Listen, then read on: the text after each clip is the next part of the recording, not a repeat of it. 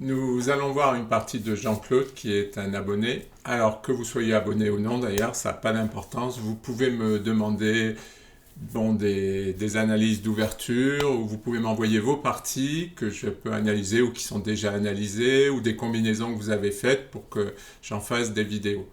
Donc vous pouvez me mettre ça en commentaire. Si vous avez un pseudo sur chess.com ou sur Lichess, je peux aller rechercher les parties, vous pouvez me les envoyer par email. Alors vous pouvez trouver mon email dans information et après il y a demande d'information commerciale, je ne sais plus, vous oubliez le terme commercial et vous pouvez utiliser l'email pour me contacter.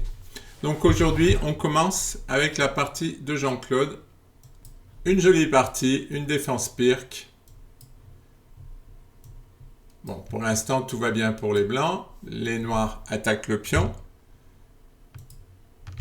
Les blancs ne le défendent pas.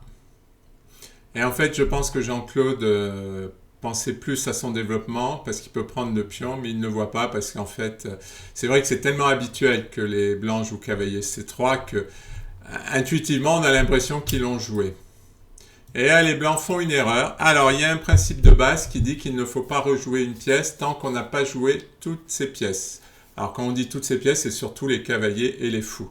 Bon, là, c'est une erreur traditionnelle de débutants, c'est-à-dire qu'ils veulent aller faire cette fameuse fourchette en F7. Mais Jean-Claude va bien réfuter tout ça avec pion E6, et puis voilà, il n'y a plus rien, et le cavalier ne fait rien en G5, et les blancs ont perdu des temps. Bon, ils occupent le centre, ça c'est bien, fou G7, les deux joueurs rock, alors c'est un peu tôt, mais bon, comme il y a peu de chances d'être attaqué, les rocks sont faisables.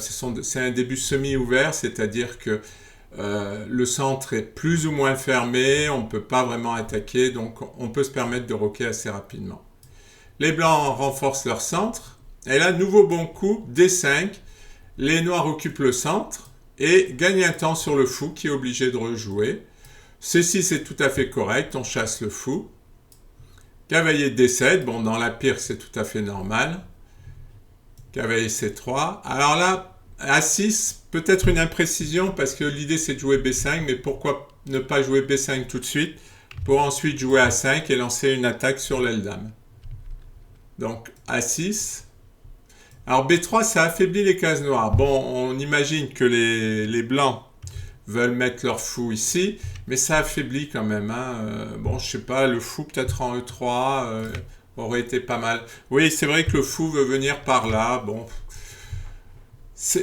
on sent bien que les blancs n'ont pas de plan, ils n'ont pas d'objectif, ils ont mis leur cavalier en G5, ce qui servait à rien. Maintenant, ils se disent je vais aller attaquer la tour. Bon, ça manque de plan. Bon, par contre, Jean-Claude a un plan, il veut attaquer sur l'aile roi, et c'est un bon plan. Fou à 3, tour E8, puisque le fou attaque la tour.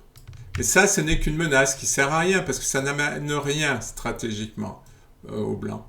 Dame prend 8, et là, ils vont faire une erreur, fou C5, puisque après cavalier prend C5, on voit l'erreur qu'ont fait les blancs en avançant B3, c'est-à-dire qu'ils ont affaibli leurs cases noires, qui ne peuvent plus être défendues par des pions, ces cases-là.